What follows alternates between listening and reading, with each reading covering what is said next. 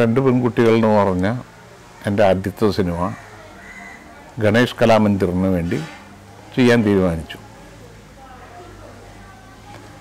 അപ്പോൾ എൻ്റെ സുഹൃത്തുക്കളെന്ന് പറയുന്നത് വത്സൻ, നസീർ, ഡേവിഡ്, സിനിമയായിട്ട് ബന്ധമില്ലാത്ത വേറെ ഒരു സുഹൃത്ത്, എല്ലാവരും കൂടി ഇല്ല ഒരു കൂട്ടു താമസമായിരുന്നു ഞങ്ങളുണ്ട്. അപ്പോൾ ഇവർക്ക് ആ സബ്ജക്റ്റും സ്ക്രിപ്റ്റും ഒക്കെ എന്താണെന്ന് അറിഞ്ഞാൽ കൊള്ളാമെന്നുണ്ടെന്ന് പറഞ്ഞു. അങ്ങനെ ഒന്ന് വായിച്ച് കേൾപ്പിക്കുന്നതുകൊണ്ട് നമുക്കൊരു വിരോധം ഉണ്ടോയെന്നല്ല, വിരോധം ഉണ്ടെന്ന് പറഞ്ഞു കഴിഞ്ഞാൽ അവർക്ക് പണ്ടെടുക്കാൻ തയ്യാറല്ല എന്ന് പറഞ്ഞാലോ അങ്ങനെ പറയാനൊന്നും അർത്ഥമില്ല.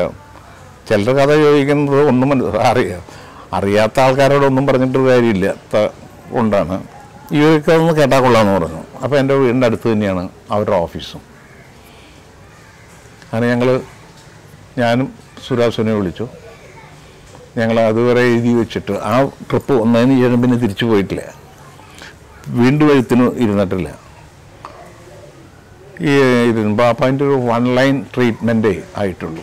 1 ലൈൻ ട്രീറ്റ്മെൻറ്റ് എന്ന് പറഞ്ഞു കഴിഞ്ഞാൽ വളരെ ഡീറ്റെയിൽഡായിട്ട് അതിൻ്റെ ക്യൂ ഡയലോഗ്സ് വരെ വെച്ച് ചെയ്തിട്ടുണ്ട്.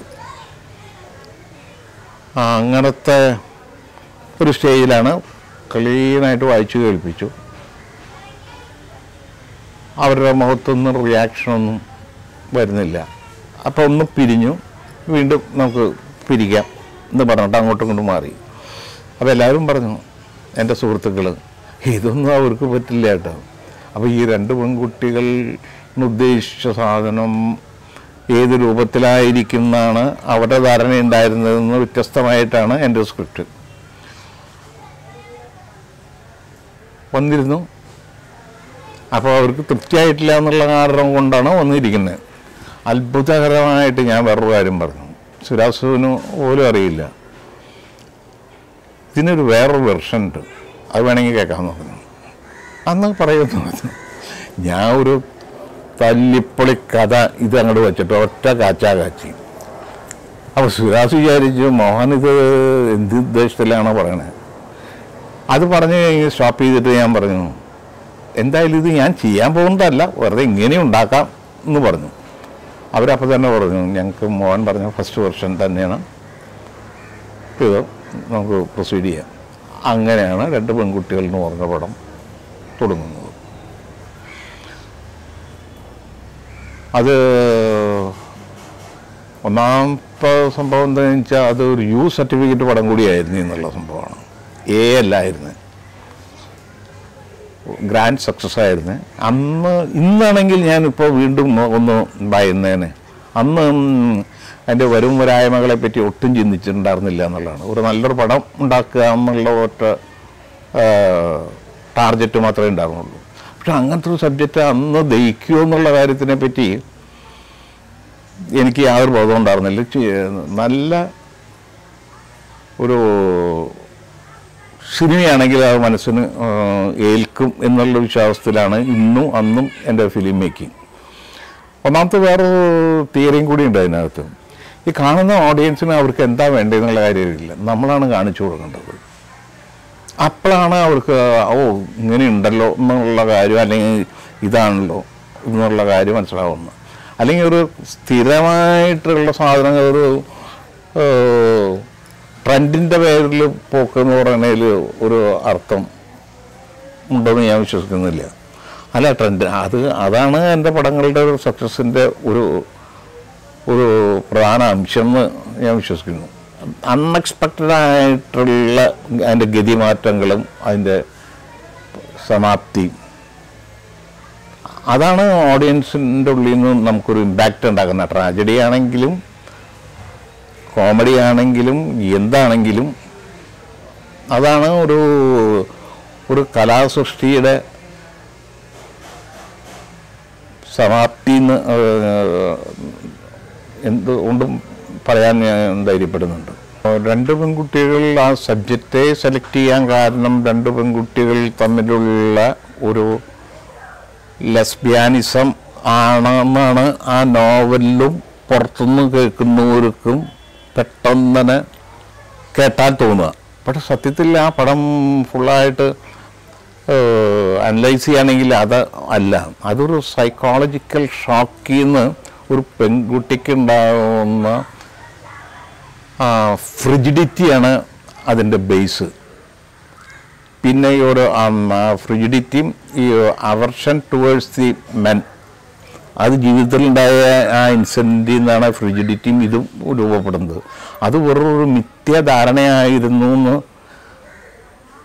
പ്രൂവ് ചെയ്യുന്നതോടുകൂടിയാണ് ഇവിടെ നോർമൽ ലൈഫിലേക്ക് തിരിച്ചു വരുന്നതും സാധാരണ ജീവിതം നയിക്കാൻ പോകുന്നതും. അപ്പോൾ അത്തരത്തിലുള്ളൊരു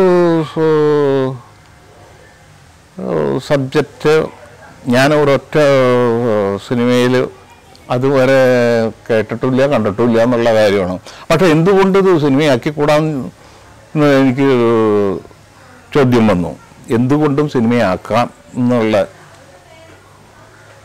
ഒരു ധൈര്യം കിട്ടിയ. ഞാൻ വർക്ക് ചെയ്തിട്ടുള്ള ഒരൊറ്റ സംവിധായകന്മാരുടെ സ്വാധീനം എൻ്റെ സൃഷ്ടിയിൽ ഉണ്ടായിട്ടില്ല എന്ന് വേണമെങ്കിൽ പറയാം. അത് എൻ്റേതായിട്ടുള്ള സ്വന്തമായിട്ടുള്ള ഒരു സൃഷ്ടി തന്നെയാണ്. അപ്പം അത് കാരണം കൊണ്ടാണ് ഞാൻ ഈ എൻ്റെ സബ്ജക്റ്റ് പോലും ഒരൊറ്റ മിനിറ്റിൽ പറഞ്ഞു തീർക്കാവുന്ന ഒരു സബ്ജക്റ്റുകളേ ഉള്ളൂ. കാരണം ഒരുപാട് ഉപകഥകളും കഥകളും കാര്യങ്ങളും ഒരുപാട് ക്യാരക്ടേഴ്സും ഉണ്ടാവാറില്ല മിക്കവാറും.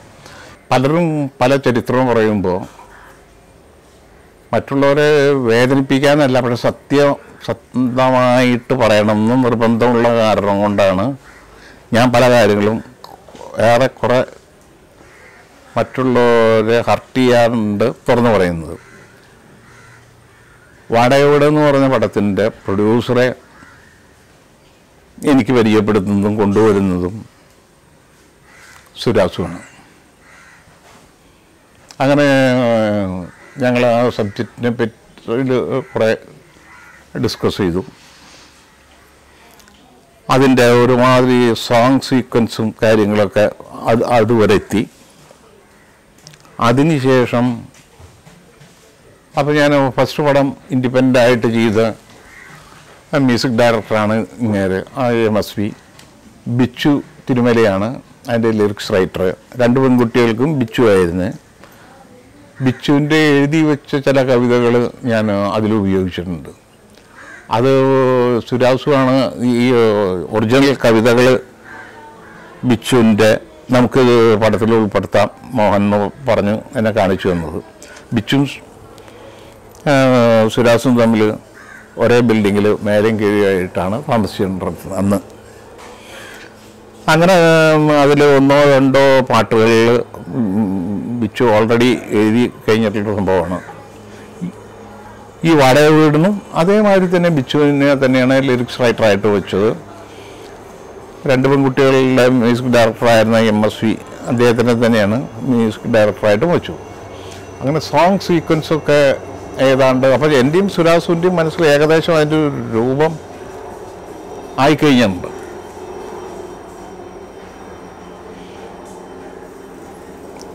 സോങ് റെക്കോർഡിങ് കംപ്ലീറ്റ് കഴിഞ്ഞു. അതിനുശേഷം സുരാസും ഈ മുബാരക് എന്ന് പറഞ്ഞ പ്രൊഡ്യൂസറുമായിട്ട് തെറ്റി. അത് തെറ്റിൽ മാത്രമല്ല, ഞാനൊരു സ്വല്പം ഒരു ഡിസിപ്ലിൻ്റെ ഒരു പാർട്ടിയാണ്. അപ്പോൾ അത് കാരണം കൊണ്ട് മറ്റുള്ള സുരാസുമായിട്ട് ഞാൻ പല ഘട്ടങ്ങളിലും ആ ഒരു ഇതിൽ ഇങ്ങനെ ഒരു മദ്യപാന രീതി, ഒരു ഉത്തരവാദിത്വബോധമില്ലാത്ത മദ്യപാന രീതിയാവുമ്പോൾ ബുദ്ധിമുട്ടാണ്. അതിന് ഒരു ഡയറക്ടറെ സംബന്ധിച്ചിടത്തോളം ഒരുപാട് ഉത്തരവാദിത്വങ്ങളുണ്ട്. എല്ലാവരോടും ആൻസറബിളായിട്ടുള്ള ഒരു കഥാപാത്രമാണ് ഒരു സിനിമയുടെ ഡയറക്ടർ.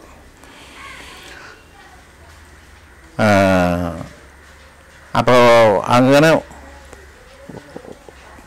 ആ തെറ്റിലോടുകൂടി സുരാസു ആയിട്ട് അകന്നു. അപ്പം ഞാൻ ഈ പ്രോജക്റ്റ് വേണ്ടെന്ന് വയ്ക്കാൻ തീരുമാനിച്ചു.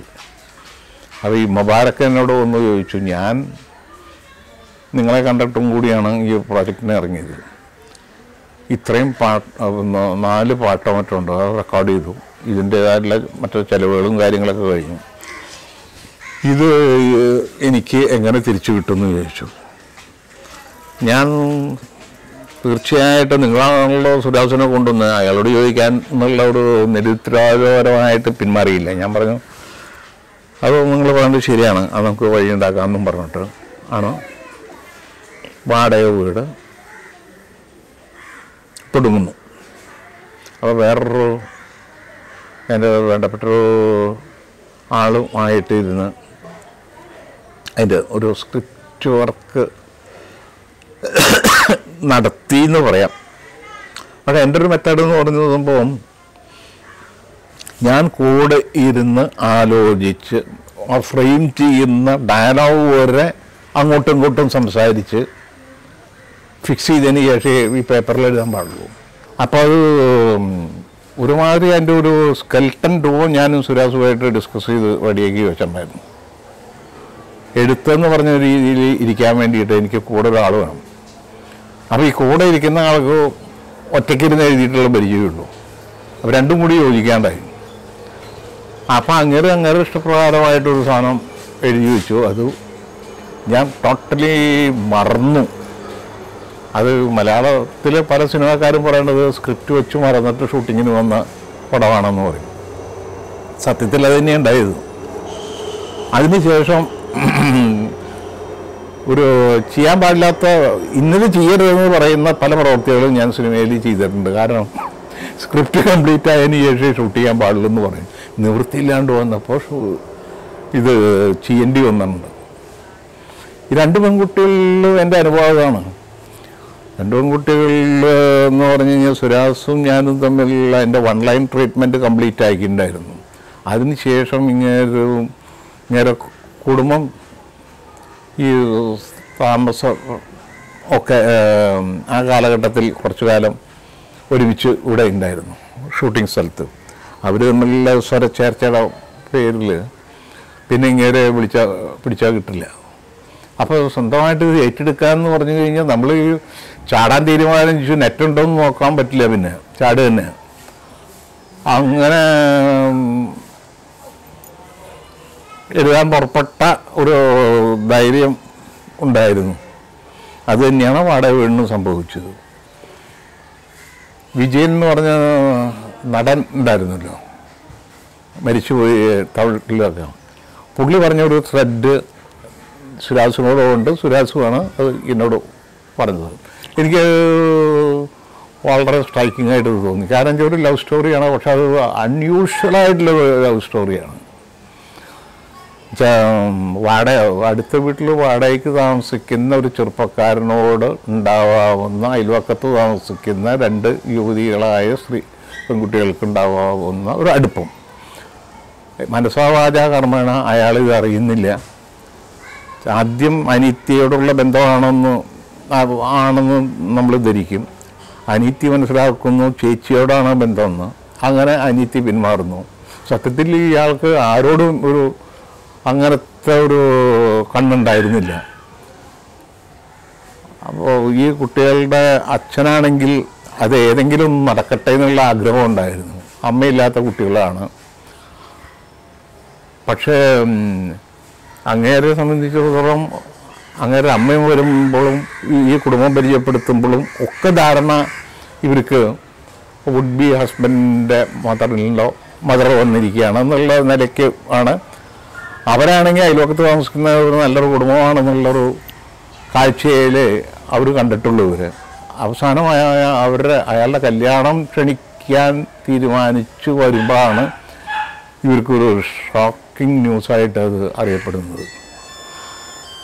അതാണ് ആ പടത്തിൻ്റെ ഒരു കഥ എന്ന് പറയുന്ന ഒരു സംഭവം. ആ പടം നന്നായിട്ട് കളക്ട് ചെയ്യുകയും ചെയ്തു. അങ്ങനെ ഫസ്റ്റ് രണ്ട് പടവും നന്നായിട്ട് പോയി. പത്മരാജൻ ഫുള്ളി കൺസീവ് ചെയ്ത് വച്ചിരിക്കുന്ന ഒരു ഇതായിരുന്നു. പത്മരാജനുള്ളൊരു സംഭവം രണ്ട് കോപ്പിയാണ് ഇങ്ങനെ എഴുതുമ്പോൾ എടുക്കുക. വെട്ടിത്തിരുത്തലിൽ പോലും വേണ്ടി വരില്ല എന്നുള്ള അത്രയും ചങ്കൂറ്റത്തോടു കൂടിയാണ് പുള്ളി എഴുതുക. ഒരു കാർബൺ കോപ്പി എടുക്കും. അത് വെട്ടലും തിരുത്തലും വന്നാലോ എന്ന് ഞാൻ ആലോചിക്കാറുണ്ട്. പക്ഷേ പുള്ളി അത് ആലോചിച്ച് വെച്ച് എഴുതി കഴിഞ്ഞതിന് ശേഷമായിരിക്കും ചില സീൻ എടുത്ത് ചിലപ്പോൾ എൻ്റെ കയ്യിൽ തരിക.